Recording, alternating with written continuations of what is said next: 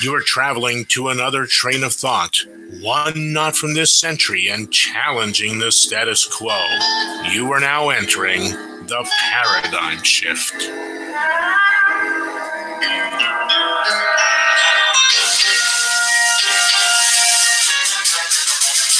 Well, good morning. Monday, July 30th, 2018. This is the Paradigm Shift. I'm Jeff Johnson. This is the Cerberus Radio Network. I'm just getting a little bit of a late start. Had a lot of stuff to get printed off and get everything around to start producing the show. This week, we will be having some more live shows on Wednesday. I am reasonably positive we're having the Mark and Suzanne show. I think Suzanne may do a half hour, the Wasatch Report, give us a report about her recent vacation. She'll be returning either late Monday or early Tuesday. And I'm glad she had a good time to get away. I always enjoy times when I get vacations, so I'm sure she had a nice time with her friends. Let's see. Also, go to our Radio Co feed. There's always something on. You'll hear rebroadcasts of Mark and Suzanne, the Wasatch Report. You'll hear The Other Side with Justin and Mike. You'll hear the Brushfires of Freedom with Sean Hoffine out of Arizona. You'll hear Mike Meharry in his podcast. You'll hear Mike Meharry with Peter Schiff and Schiff Gold Friday Gold Wrap Up. If you want to hear some economic news, there's always something on. There's something running 24 hours a day. So even if we aren't live, there's stuff to listen to. There's older shows. We mix in even some of Suzanne's shows from her last network, the Suzanne option. So there's something to listen to. There always is. So please go there, check out Radio Co. And honestly, that's the best place to listen to this. I know there's people watching on YouTube, and that's fine. Welcome. You get to see me. I mean, this is a radio face here. That's why the people on Radio Co. are getting a better experience. But also the sound quality is wonderful there. And if you do have limited data ability, there is a low data usage link that you can get off of Radio Co. All right. There's been quite a bit going on. Let's see. I got to find my pile of prep here. I had put it all over here. There it is. There's been stuff going on. I didn't get a chance to print it out. I did, and I may touch on a little bit. I was not able to read his exact words. I caught a headline where, I'll start off with that, where Trump was talking about replacing the dollar with a world currency based on gold. Where in the Constitution does the president or the Congress or anyone have the ability to put us on a world currency? Our Constitution gives them the ability to coin money and set the value thereof for these United States, not for the world. Here's the problem. Too many of them think that this Constitution somehow applies to the world. You hear it all the time. These illegal immigrants have rights. Well, they may have natural rights, and they may have rights in their home country, but this Constitution, granting them rights from this Constitution, no, it doesn't exist. Matter of fact, we're going to talk about this in a few minutes. You aren't granted rights by this Constitution either. There are no constitutional rights. I know that's going to shock some of you, but that's the truth. You do not have constitutional rights. You have natural rights. You have a constitution that limits government and their ability to regulate your rights, but you don't have constitutionally guaranteed rights. Because then if you do, then you have civil rights. And if you have civil rights, it's under their control. They can regulate them. they can take them away. That's the problem. And you have even people, I saw a news article about some Fox talking head, a female talking head, saying that the president has the right to appoint so-and-so or the right to do this or that. No, he doesn't. He's not granted a right by the Constitution. He's granted some limited authority. The states granted him authority over appointing judges. It gave him some authority over appointing cabinet members. But here's the sticky little truth of the matter. The Senate has to approve them. The Senate can say no. And again, this goes back to what we've talked about a number of times. We don't have three co-equal branches. The weakest branch is the judiciary. They have practically no power. And someone out there, please message me on Facebook and tell me where they have enforcement powers to enforce their opinions. It's just not, don't waste your time. It's not there. They have no power to enforce any of their opinions. They're not rulings. They're not laws. It just drives me crazy. We talked about this the other day on Mark and Suzanne's show when I was there co-hosting with Mark.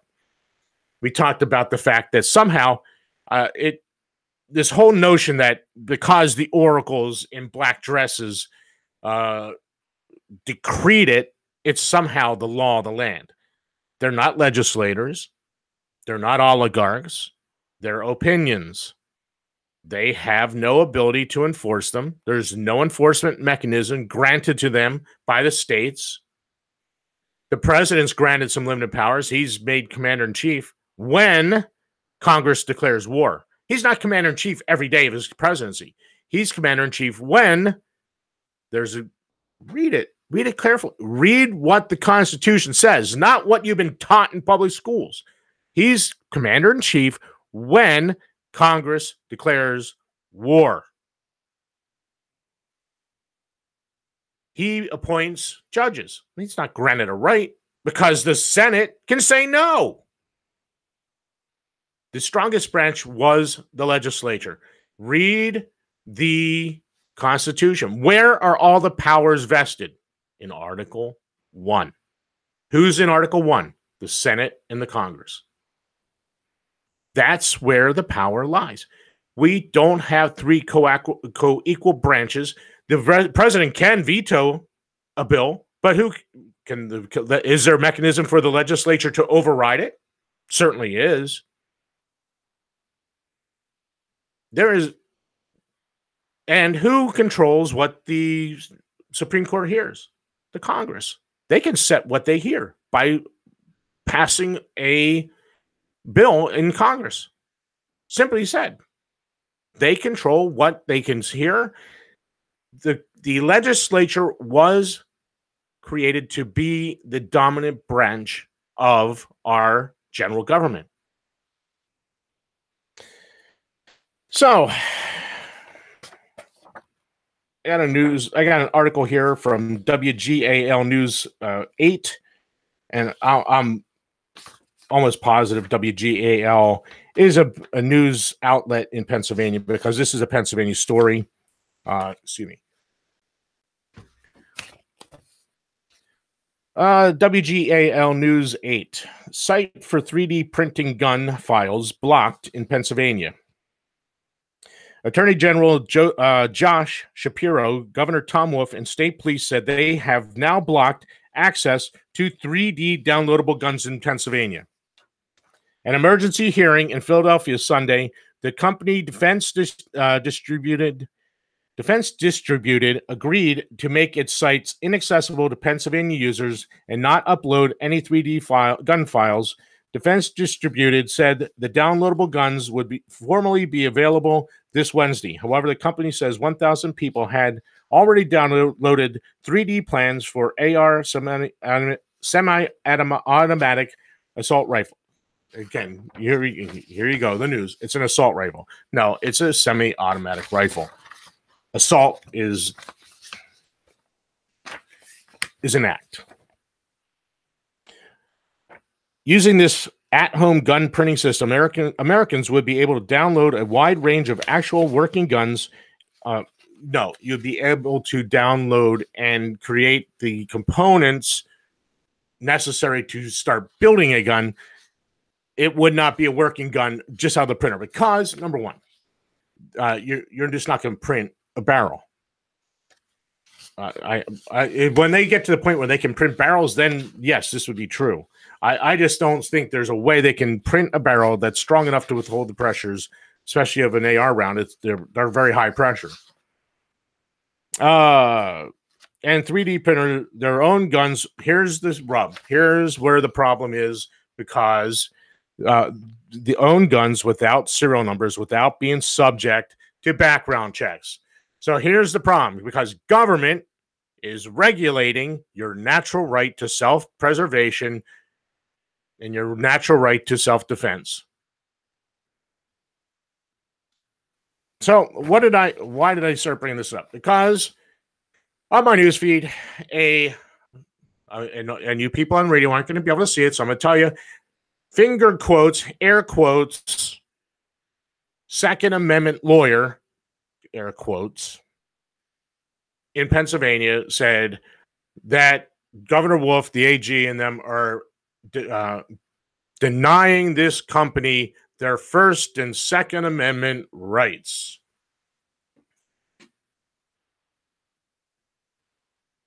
Let's go to the First Amendment. Let's just start there. Congress shall make no law.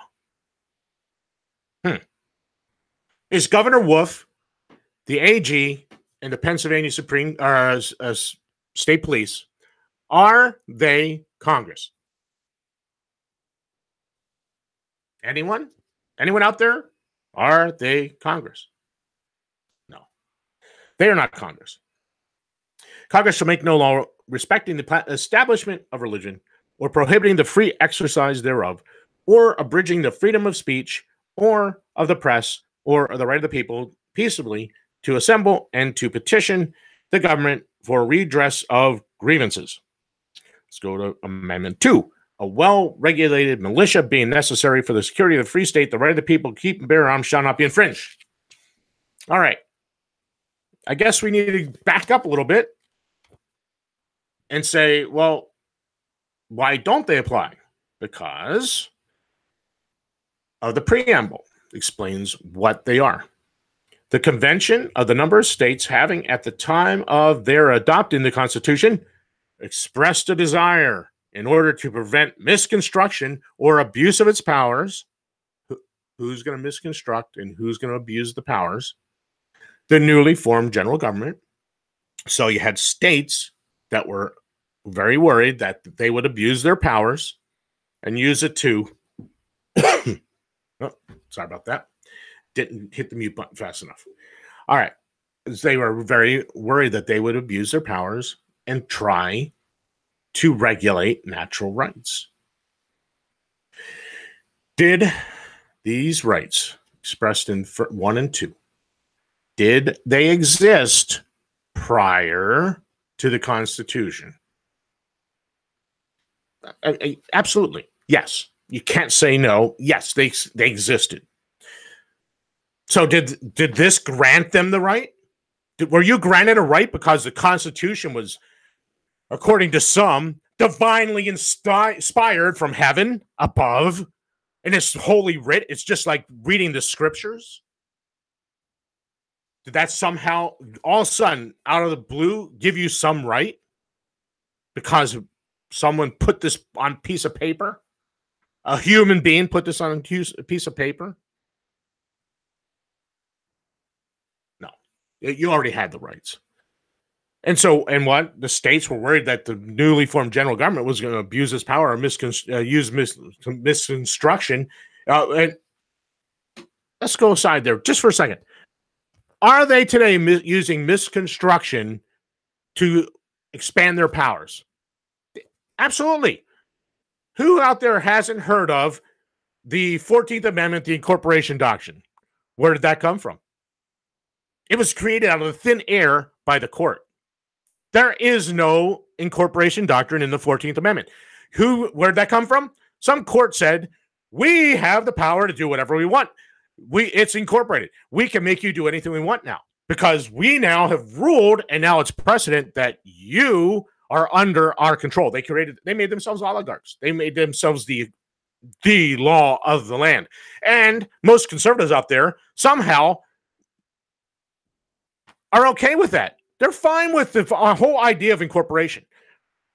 So you got the NRA out there saying it's incorporated. You have to incorporate the Bill of Rights to all the other states. Yet you have all these conservatives out there complaining that they've incorporated gay marriage, LGBT rights on the states. You can't have it both ways. Either incorporation means that the government can do whatever the heck it wants. There's no limit on it, or it doesn't. Who else out there hasn't heard of the welfare clause? One congressman called it the good and plenty clause. He told the truth. The welfare clause. That the government can do whatever is necessary for the general welfare. Who out there hasn't heard of the full faith and credit clause? Because even conservatives use this to say that the government can do what they want in certain things when it benefits them. And you know what? That brings us to the point where, and I'm going to say this because Mark Kresin's posted a post about socialism. Most of you conservatives out there are socialists. Face the facts. Most of you are socialists. You're good with big government as long as it's your team making the rules. As long as it's the red team, they can use big government to do whatever they want. They don't care. They can use big government to make a one world gold currency. They can do whatever they want because it's the red team. The other side, the blue team, as long as there's blue teams doing it, they can do whatever they want. They can force all these social welfare programs. And the Republicans just force their corporate welfare programs and lest you think, and the Democrats do the same thing, but the Republicans do it through their never-ending wars, undeclared wars, killing people. I talked about this with Mark the other day. Saw an article where 44,000 bombs were dropped on people last year. 44,000 bombs. Some of those bombs are about at least $1 million a piece. Some are more. Some are less. But they're dropping bombs on people all over the world. That means they have to have the hardware to drop the bombs, which are billions of dollars. They have to have the manpower to do that. So they have all these people. That's more billions of dollars, to the point where we're spending over $1 trillion. We're spending more than the next 6 countries in the world spend together on defense. Offense, because we don't practice a defense. We practice offense. We're killing people in undeclared wars all over. So let's continue on. So with misconstruction, today we have lots of misconstruction because they use little clauses to misconstruct what the framers intended. Since we went there, what is the general welfare? What is full faith and credit? Article 1, Section 8, the 17, and depending on how you count them, 18 enumerated powers. So the general welfare is those enumerated powers, and that's it. There's nothing more. So when they created Social Security, was that part of the enumerated powers? No, it wasn't. That's socialism. And I would be willing to bet most of you out there would be like, don't take away my socialism. That's mine. You may have paid into it. It was a tax. Just admit it. They try to sell it as some sort of, it's a retirement fund. No, it's not. It was a tax. They stole your money. They spent it. And it's gone. The whole Ponzi scheme is going to crash down anyway. But, it's your socialism. Don't take my Medicare away. That's my socialism. Let's see how that all just works together. But so that's how you have to read those clauses. And that's the misconstruction they were talking about, and abuse of their powers. So that's the framers are telling us they were afraid. They expressed a desire in order to prevent misconstruction or abuse of its powers that further declaratory and restrictive clauses should be added. So what did they do? They made some declaratory and restrictive clauses. So the first and second, the Bill of Rights are a restrictive clause. Who are they restricting? The general government. So is Governor Wolf and the Attorney General and the state police in Pennsylvania, are they denying this company its First and Second Amendment rights? No. But I got my handy dandy Pennsylvania state constitution. The Pennsylvania state constitution in Article 1, Section 7 says the freedom of press and speech.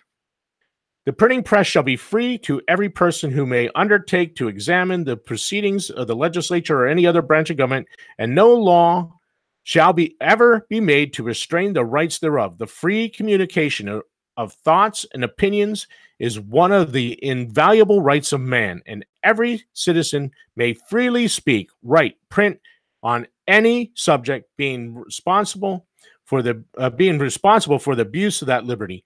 So they're talking about libel. If you libel someone, then you're responsible for that. But you have the right. You have the right to libel, but you're responsible for the consequences of that libel. That's all they're saying. No conviction. Okay, they're just going on to talk about the libel and jury, and so they have a very strong defense of the right, the natural right of free speech. And what is this? What is that part of the Constitution in Pennsylvania? It's a restriction on the Pennsylvania government. You already had the right. You have the right to free press, and they have a separate one where they talk about the right to religion, the freedom of religion. The right existed. They're just making it inaccessible to the government of Pennsylvania, just as the Constitution makes it unavailable to the Congress and the the executive and the judiciary. And so let's go to Section 21, the right to bear arms. The right of the citizen to bear arms in defense of themselves and the state shall not be questioned. There's the Constitution that matters. So this vaunted Second Amendment lawyer in the state of Pennsylvania, whoops, sorry about that. I did not mute my phone. And so you know that I got a text message. And as it turns out, it is our good Suzanne Sherman texting me already this morning. So anyway, he is claiming that there is a Second Amendment right, a First Amendment right, completely missing the fact that our Constitution, the state of Pennsylvania's Constitution, is the one that denies the governor, the attorney general, and even the state police, as an arm of the state government, the ability to do what they did. They do not have the authority to do it. Under the PA Constitution, the one that matters to the citizens of Pennsylvania, if, as many of you believe, the Supremacy Clause, another bit of misconstruction, the Supremacy Clause means that everything in the Constitution restricts the states. And you're missing the entire point of who created the Constitution and who created the federal government. The states. You're missing the whole point of that when you make that about the states or the people. You're turning it around and making that actually law that restricts you and me and the states, which is incorrect. It's only this, again, you have to apply it. What were they supreme on? The delegated authority. So those 18 specific powers that the states delegated authority to the general government to do on their behalf as an agent, because that's what they created. They created an agent to act on their behalf. So those limited things, that's where they were supreme. So when the states got together and the Congress declared war, they were supreme. A state couldn't go, well, we're just not going to send a militia because you know what the heck, we really don't want to go to war right now. We're just happy. No, because they delegated that authority to them. If they follow, and honestly, here you go. That's why you send delegates to Congress. And I asked this question on, I'll go here because I asked this question on our Facebook page. Who does your representative represent? I got all kinds of fun answers, himself and all this other stuff. Oh, sorry about that. Talk with my hands.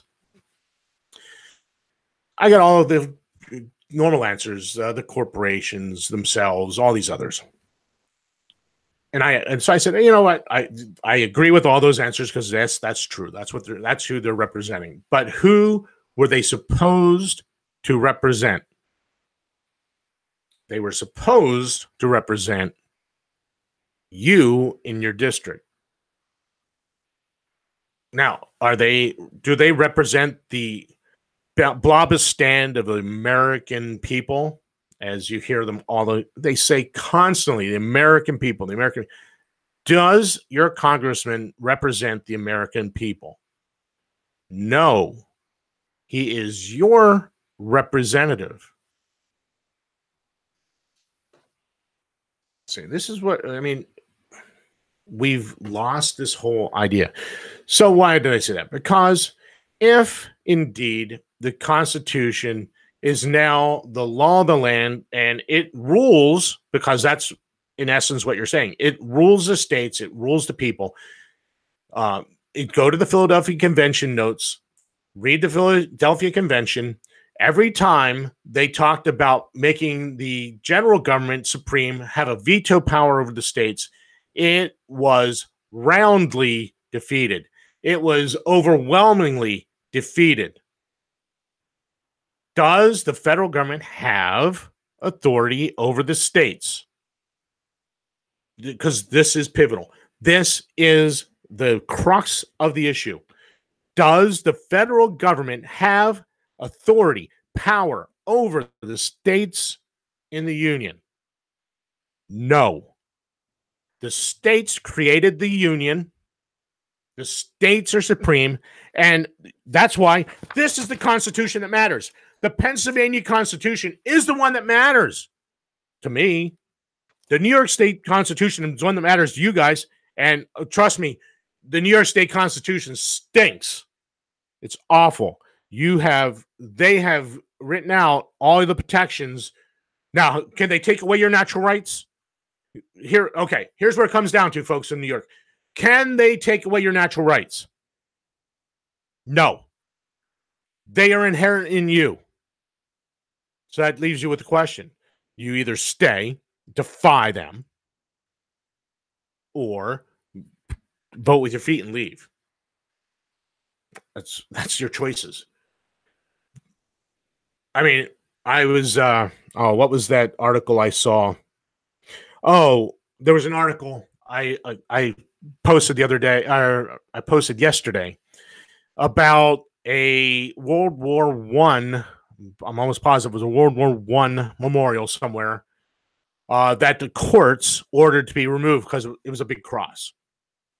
They order it removed. I said, why is the city even considering obeying that ruling? Is that court going to send in the troops to compel that city or town to take down that monument to the fallen of World War I? Are they going to do that? Here's this town's response. No. Make us. No. We refuse. Defy them. people, it's time we stand up to the tyrants, to the oligarchs. These people in these judgeships, these black-robed cartoonists, or cartoonists, excuse me. That was that winner. Cartoonists. They have no mechanism to enforce what they're saying. They were purposely made weak. Defy them. It is time for us to stand up, read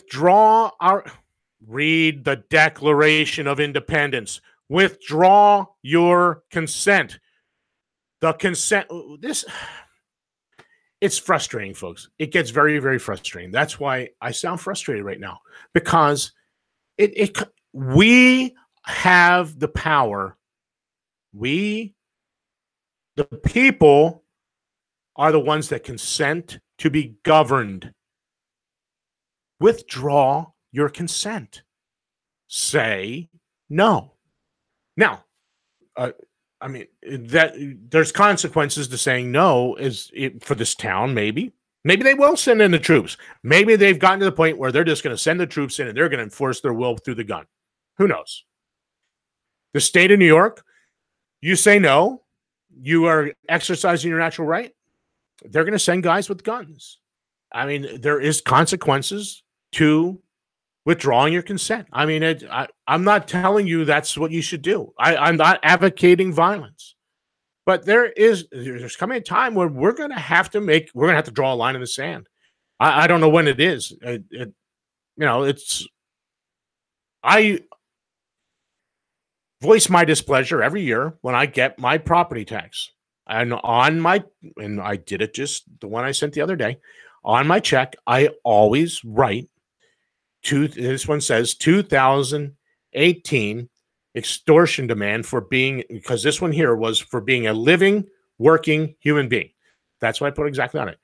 2018 extortion demand for payment for being a living, working human being. It was a per capita occupation tax. So because I'm alive, per capita, because I work, occupation. So it's because I'm being extorted. They'll come and send people with guns to take me off my property. It's nailed to the property as a property tax, a per capita occupation tax, extortion demand for being a living, working human being. Every year, I can't not pay it. Like I said, they'll send guys with guns. They'll remove me from my property. There's going to come a time when all of us are going to have to say, well, send your guys with guns. We'll shoot it out, and whoever's dead wins, and whoever's alive whoever's dead loses, and whoever's alive wins. So there's coming that time. I mean, we're quickly going that direction. The Marxists are marching forward with their plans. Let's see here. If you don't think that, let's see. Where's this article? Oh, I got so much stuff here. Like I said, there's so much going on around the world. Where did I not get it off the printer? You know what? I'll take a quick break here. I've been going now. It's 20 of. Let me go to the printer. And I'll come back after that, and we'll move on from that thought, where I'll continue that thought. This is the Cerberus Radio Network, defending liberty and freedom from the flames of tyranny.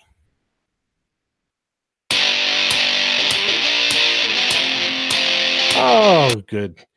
I never switched files. That's the joy of producing your show and doing the show at the same time. I did not change files, but here is the break.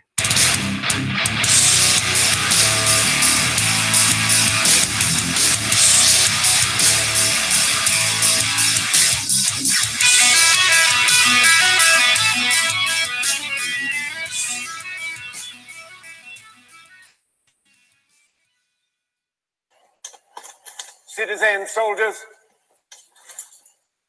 I am here at the order of General Robert E. Lee, commanding all Virginia forces. On April 15th of this year of our Lord, 1861, Simon Cameron, the Secretary of War of the United States, sent a telegram to our governor, John Letcher, directing him to raise 3 regiments of infantry to be sent to assist in suppressing the Southern Confederacy. Governor Letcher's answer is well known to you, but perhaps not his words. His wire to Washington stated, "You have chosen to inaugurate civil war. And having done so, we will meet you in a spirit as determined as the Lincoln administration has exhibited toward the South." 2 days later, the Virginia legislature voted for secession. Just as we would not send any of our soldiers to march in other states and tyrannize other people, so will we never allow the armies of others to march into our state and tyrannize our people. Like many of you, indeed most of you, I've always been a Union man. It is not with joy or with a light heart that many of us have welcomed secession. Had our neighbors to the north practiced a less bellicose form of persuasion, perhaps this day might not have come, but that day has been thrust upon us like it was thrust upon our ancestors. The Lincoln administration required us to raise 3 regiments. Tell them we have done so. Cerberus Radio Network, protecting liberty and freedom from the flames of tyranny.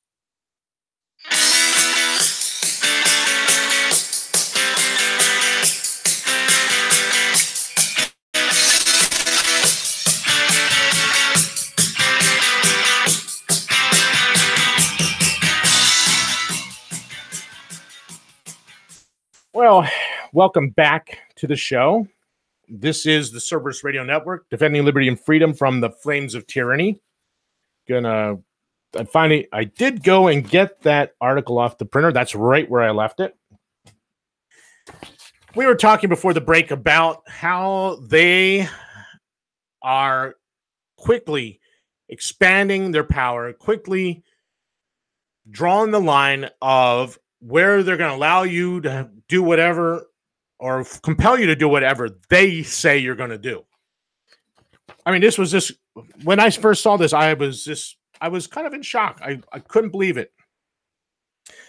And here we go. This is from Fox News, a Chris Irvine. And this is related to the story from the other day. This is more recent. This is from the 27th. Because of the outcry, the backlash from this, there is a little bit of change in it. Santa Barbara backpedals on jail time for plastic straw offenders. Do you really believe that they are not megalomaniacs, that they do not have designs on being your ruler? They passed a law that would require jail time if you used a plastic straw in Santa Barbara. Jail time. Officials in a posh California city have admitted what their city's critics said all along. The idea of sending food servers to jail for handing out plastic straws sucks. Santa Barbara officials have denied the city was planning to impose jail sentences of up to 6 months for straw offenders. Straws! Under the proposed ordinance discussed by the city council earlier this month, restaurants, bars, supermarkets would be prohibited from providing their customers with plastic straws, cutleries, or stirrers. So you go out to one of these fast food places, you're going to have to eat your big breakfast with your fingers. You're going to have to eat those pancakes and sausage with your fingers at the Golden Arches. You're going to have to eat your potato tots with your fingers, which most of us do anyway, at the King.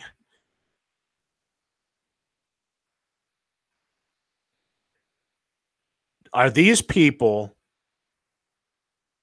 serving you or ruling you? See, here's where we're headed. And that's why I say we're coming to the point where we're going to have to withdraw our consent. We're just not going to be left with a choice. We're either going to defend liberty or we're going to fold and just accept tyranny and be subjugated, be slaves. The end of being a citizen will be at that point. You'll no longer be a citizen. You'll be a slave. Now, does that mean that because Lincoln won the war, does that mean that our natural rights are over? Our natural right, as Jefferson, the unalienable right, as Jefferson called it, is gone because some tyrant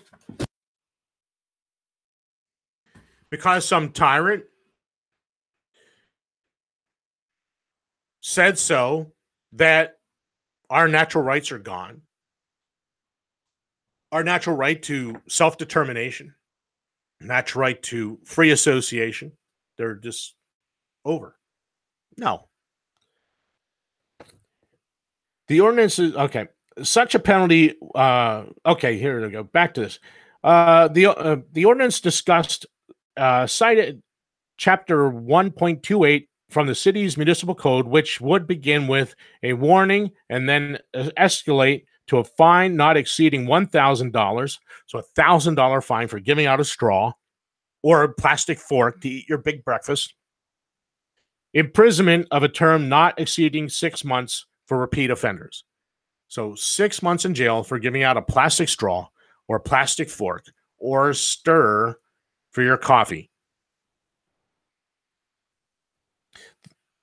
Such a penalty would be the harshest in the country. In comparison, Seattle, which became the first major city in the country to ban plastic straws earlier this month, only fines businesses $250 for each offense. So they give out 500 straws in a day. That's 500 times 250.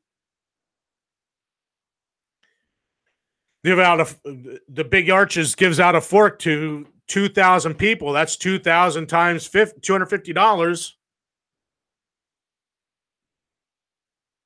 This is freedom. This is liberty. This is consent of the governed.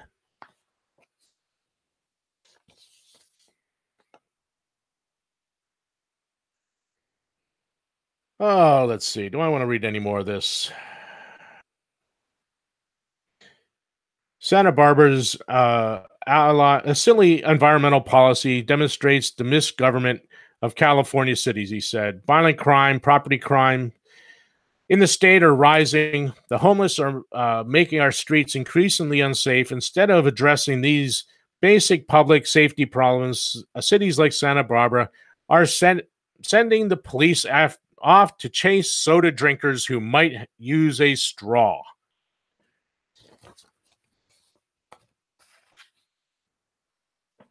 This is the freedom, this is the liberty we live under. Again, we must begin to withdraw our consent. And again, like I said, there's consequences to us withdrawing our consent. My withdrawal of the consent to my property taxes is my notation on that check every year. I'm sure that the tax collector doesn't appreciate my notes, but I don't care because it is extortion. Property taxes is extortion. They demand a payment or they'll send guys with guns. The mafia used to do that. They called it protection. Did the government make that illegal? Yes. But by legislation, they do the same thing. Our government, our governments, state, federal, and our county are the biggest criminal enterprises in the world because these property taxes are coming from our counties. Just because a county legislature passed this law doesn't make it any less an illegal act. Read Friedrich Bastiat's The Law. If you've never read Bastiat's The Law, read it. it'll change your perspective on the law, quote unquote. By legislature, the law, they make legal what is illegal for anyone else to do. To steal your property. And if it's not extortion, it's theft. They stolen your property because you don't own it.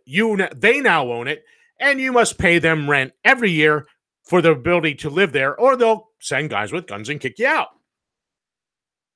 There's only two ways you can look at property taxes. Either they stole the property and they're demanding you pay them rent, or they'll send guys with guns, or it's extortion. They're extorting money from you, or they'll send guys with guns. So, we're at a point where this all matters. These, as we used to say, 18th century ideas for 21st century thinkers. That was our old tagline. It hasn't changed. It's still the same today. Either those principles espoused by our framers and founders, by people like Tocqueville and Locke and a number of others. I mean, I don't agree with everything all those guys said. Don't get me wrong. They were wrong in some areas. But the general gist of what they were trying to get across is that there's natural rights, and government is, as Paine says, a necessary evil, and at best a necessary evil, and at worst an intolerable one. Do we live under intolerable evil today? Yeah. These governments are pretty much intolerable. You can't use a straw in Santa Barbara, or they'll put you in prison for 6 months. Well, that's the people giving it out. So you go to a job making minimum wage, hand out a straw, and you end up in prison for 6 months. Well, in jail. You'll be in the county jail for 6 months. This is what the founders, that's what they seceded from this tyranny. It is time to have a real discussion about separating from this government. And quite honestly, in some cases, it may be, if you remember back to that vote in Colorado where those counties were trying to separate from the state of Colorado, and they should have. And the ones that voted they should have got together and they should have left. This is one of those things where some of you counties, going back to New York, because I live just on the other side of the border from New York. I work in New York. You counties just north of here in the center of the state, you guys need to get together and say, no, we're done with the state of New York. We're leaving. Goodbye. Separate. It's time to start looking to your local area, local governance. I hate this term because you're not the master of your own destiny, because only God is the master of destiny, but be the master of your destiny in your local governance. It is time to take back control of your local government. It is time to offer your consent to what you want to be governed under, not what you are being governed under now. How much time? I got a little time. Let's go to this Abbeville blog, because this kind of ties in with that whole straw thing. As I said earlier, we are quickly running towards this point of no return where the Marxist, and it's Republican and Democrat, it's right, left, it is red, blue, they're all Marxist. Most of you out there are good with their Marxism. Read the 10 Pillars of Communism. You will see that, for the most part, you're good with the Marxism your guys do. You just don't want the other guys' Marxism. They're both Marxists. They both want big government. They both want to control you. They both want to rule you, want to subjugate you. They want to tyrannize you. We're quickly coming to that point. So the Abbeville blog, this is Boyd Cathy. This isn't terribly new, but it's July 5th, 2018. So it was just a couple 3 weeks ago. Leftist crazies don't want you to exist. I tried to collect all the business that I must do in Raleigh into one day. One trip a week into North Carolina's increasingly cosmopolitanized and rapidly de-southernized capital city is about all I can take these days. It's become too much like just about any other homogenized, faceless metropolis in any other part of the country, any other part of the Union, but we'll go with his article. Most of Raleigh's historic and traditional Southern charm and character have been erased and overawed by transplants and interlopers from, quote-unquote, up north. And that's true. You have New Yorkers and all these other people from Massachusetts, and I'm looking at property in Maine, and the problem is up there where it used to be very inexpensive to get property. All of a sudden, property values have doubled because what? Because of Massachusetts. Because they're moving their money to Maine because of all the liberal policies that they've implemented in that state has destroyed the state, has ruined the state. So what are they going to do? They're going to transplant themselves across the border so where they can just commute back and forth into Maine, Massachusetts. And now they'll bring their liberal crap to Maine and destroy that state too. Well, that's the same thing New Yorkers and Massachusetts are doing in the South. They destroyed their home states. So what are they going to do? Let's go down where there's not the taxes, there's not the regulation, the property's cheap. I'll sell out here for a big bundle of money and move there, and I can live like a king down there. And then they bring their crap there and do the same thing there. So what he's saying is true. So I'm up north. I'm not taking offense to it. If you take offense to it, well, then stay up north. Don't take your crap down south and destroy the South too. From up north and elsewhere who feel that their mission in life is to remake the Tar Heel State's capital into a copy of these decaying cities they left behind. Unlike Columbia, South Carolina, Raleigh wasn't burned by Sherman back in 1865.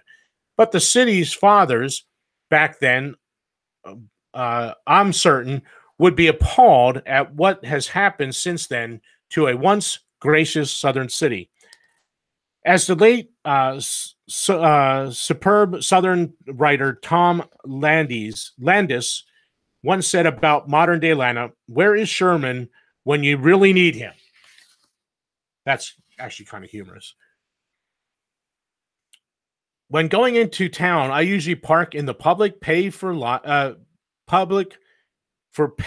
lot across the street from the North Carolina State Archives, where I used to be gainfully employed. It's a short block to the historic old North Carolina State Capitol, 1840, where on May 20, 1861, North Carolina representatives voted unanimously to secede, and a short, usually pleasant walk to most any office or business downtown.